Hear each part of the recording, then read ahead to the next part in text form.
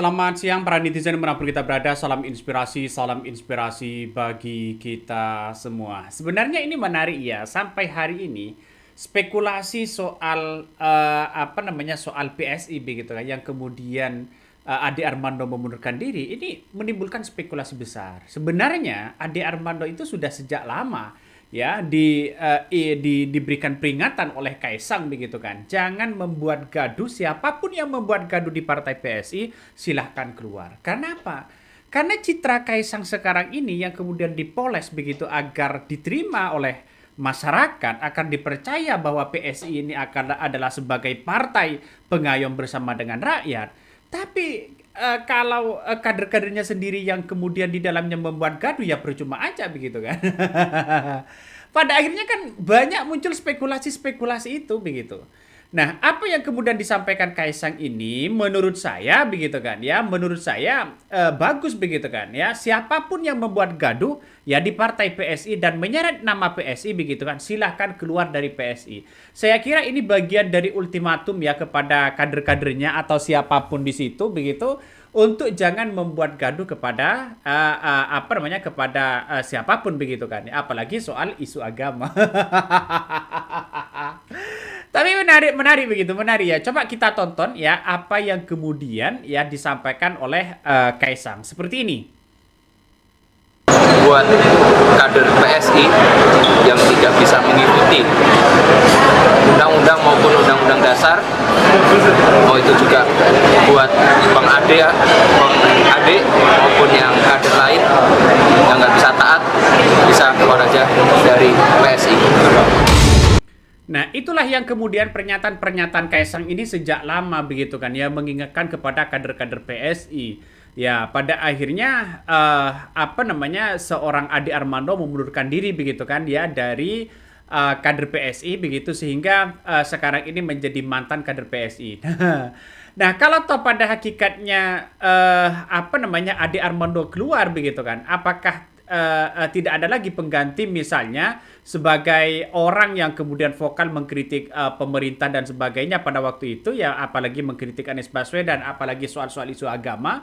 Saya kira masih banyak begitu kader-kader yang punya potensi luar biasa. Tapi dengan pernyataan tadi begitu kan ya, sehingga ya dengan pernyataan-pernyataan Ade Armando begitu soal Pak JK begitu kan yang menistarkan agama, maka ada 40 ormas yang kemudian yang tergabung dalam aliansi itu melaporkan Ade Armando, dan dampak dari partai PS itu yang digagas oleh Kaisang hari ini hancur lebur. Wih. Ini kan ngeri-ngeri sedap, Bos. Ya, ini kan ngeri-ngeri sedap. Nah, Kaisang ya persilakan Ade Armando keluar dari PSI. Ada apa? Ya, saking marahnya Kaisang begitu kan ya. Karena apa? Karena yang dibangun partai PSI hari ini, bagaimana caranya bisa masyarakat bisa percaya, bagaimana bisa masuk di parlemen, bagaimana dipercaya dan dipilih dan masuk di parlemen, itu adalah target dari seorang Kaisang begitu kan ya. Kenapa? Karena kalau ini target ya, dan bahkan Ahmad Ali ini menjadi bentuk target utama untuk masuk di parlemen, saya kira harus mencitrakan yang baik, terutama kemarin keliling-keliling pesantren. Ya, ini saya kira bagus itu begitu. Ya, tapi percaya atau tidak terhadap partai PSI, wallahu alam begitu. Yang penting masyarakat begitu kan ya. Yang penting masyarakat banyak yang kemudian percaya begitu. Nah, bagaimana untuk bisa percaya? Karena pernyataan-pernyataan Grace Natali juga menyinggung soal agama dan sebagainya begitu. Ini coba kita baca komentar netizen. Selama ini di bawah arahan GN ya PSI dikenal anti perda syariah. Itu sebabnya Ahmad Ali bawa Kaisang ke pesantren-pesantren untuk mencari suara. GN akhirnya dibiarkan ya diselesaikan sendiri urusan dengan Pak JK. Sementara AA dipaksa mundur meski GN pendiri PSI. Sekarang dia tahu bagaimana kejamnya politik. Nah, ini salah satu komentar netizen begitu. Benar nggak dulu begitu kan ketika dilaporkan ke Bareskrim, Grace menjelaskan alasan PSI tolak perda syariah. Sejak dulu kalau kritikan-kritikan kepada Anies Baswedan begitu kan, itu sangat luar biasa di 2017 kalau nggak salah. Artinya apa? Artinya bahwa partai PSI kenapa selalu memunculkan isu-isu soal agama dan sebagainya begitu. Ini kan pada hakikatnya sampai kapanpun kalau memusuhi hal-hal seperti itu begitu kan, ya tidak akan ya punya tokoh begitu. Apa yang kita lihat sekarang ya dari partai PSI yang mau ditokohkan siapa? Kaisang. Kaisang belum berpengalaman bagaimana dunia trust begitu kan ya di partai itu begitu. Bagaimana masuk di parlemen? Ya, karena Kaisang ini adalah anaknya Jokowi, karena yang dipandang di situ adalah tanda kutipnya adalah seorang Jokowi. Kalau kita melihat itu begitu, Jokowi sekarang kan semakin melemah.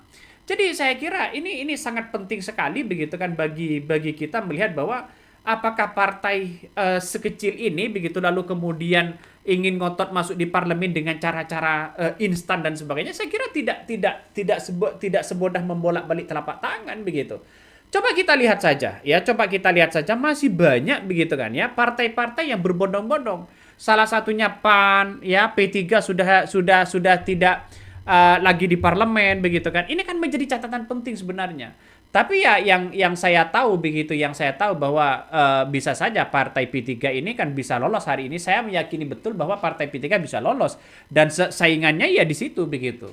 Nah, orang-orang akan melihat jelas bahwa apakah partai PSI selama ini bisa dipercaya oleh masyarakat atau tidak begitu kan. Ya ini kan masih muncul spekulasi-spekulasi besar ya.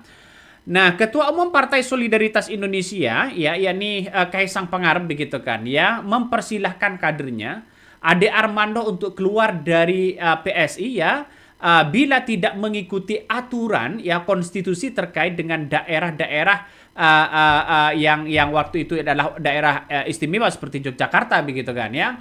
Dulu pernah memperingatkan itu begitu dan sekarang nampaknya Kaisang mulai agak geram dengan apa yang kemudian dilakukan oleh mungkin Ade Armando atau bagaimana begitu kan ya. Dulu pernah gaduh soal dinasti Yogyakarta dan sebagainya dan inilah kritikan-kritikan itu begitu. Padahal kalau kita tahu gerbong yang paling banyak itu ya di Jawa Tengah begitu PSI ini. Sehingga apa? Sehingga ini menjadi pertarungan politik dengan PDIP itu sendiri begitu. Saya yakin bahwa semacam ini PSI akan merosot lagi atau tidak begitu kan.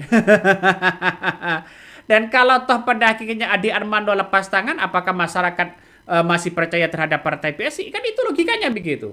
Banyak orang yang kemudian mengatakan begini, AA di partai sebelumnya pun lepas tangan, pas sekjennya kena, kabur ke PSI begitu juga ya, petualang politik gitu kok dikasih kepercayaan. Nanti kalau nih partai udah remuk, lari kemana lagi? Ini salah satu komentar netizen banyak sekali. Ketika Grace Natali dilaporkan, terus kemudian Ade Armando dilaporkan, Abu Janda dilaporkan, partai PSI pasti kena, diseret-seret. Karena yang melaporkan pertama kali kepada Pak JK itu adalah kader partai PSI. Saya kira ya harus kalau ingin melihat secara demokrasi begitu, kalau partai PSI ingin lolos, ya dekat-dekatlah dengan rakyat, bukan dekat-dekat dengan penguasa. Misalnya begitu kan, ya misalnya kan kita tidak tahu begitu seperti apa. Ya inilah tantangan berat bagi PSI. Nah sekarang ini ya banyak desakan ya partai PSI dan terutama Grace Natali ya terus kemudian Ade Armando belum mampu menghadapi manuver dari Yusuf Kala begitu kan. Ya artinya apa? Artinya Pak JK ini bukan politik kaleng-kaleng, dia sudah senior ya. Kalaupun sudah politik senior itu ya tentu banyak pengalamannya dan sebagainya. Kenapa Pak JK marah? Karena dia punya reputasi yang sangat kuat begitu kan ya di masyarakat, sehingga ya tidak mau mempertaruhkan reputasi itu turun begitu kan. Tidak mau tinggal diam. Kira-kira seperti itulah tanda kutip Pak JK itu tidak mau tinggal diam dengan isu-isu seperti ini. Dan sampai sekarang Ade Armando belum mengaku itu begitu. Karena gak lucu begitu kan ya. Jadi saya kira bahwa kalau memang dia salah, ayo dong akui, kan itu logikanya begitu kan. Ya kalau salah begitu kan. Ya kalau memang tidak salah ngambil dari video orang lain, tampilkan video siapa begitu ya. Nah ini masih nggak habis pikir ya. Pihak yang melakukan pelaporan terhadap Pak JK apakah nggak mikir kalau dasar pelaporannya hanya berdasarkan dari video potongan yang tidak utuh.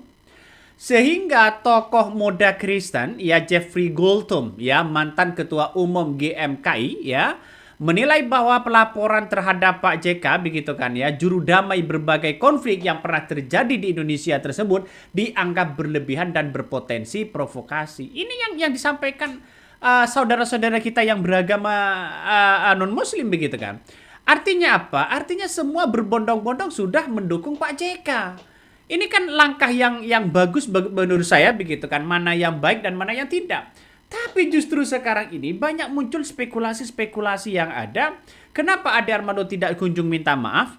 Kenapa dia memilih mundur dari dari kader partai PSI dibandingkan dengan menjadi komisaris? Kan itu secara logika. Orang-orang kan pasti banyak mempertanyakan itu begitu. Tapi bagi kami siapapun itu ya, termasuk Ade Armando, termasuk siapapun begitu kan ya, yang sudah dilaporkan begitu, ini tetap harus diproses secara hukum. Karena apa? Karena sampai sekarang ya berbelit-belit sana sini. Aduh. Ya kita tunggu saja lah begitu. Apakah ini akan diminta kesaksian begitu kan di Polda Metro Jaya atau tidak begitu soal isu-isu seperti ini. Karena Pak JK ini pernah dulu melaporkan Sylvester Matutina begitu kan ya, tapi ujung-ujungnya ya hilang di telan bumi sampai sekarang.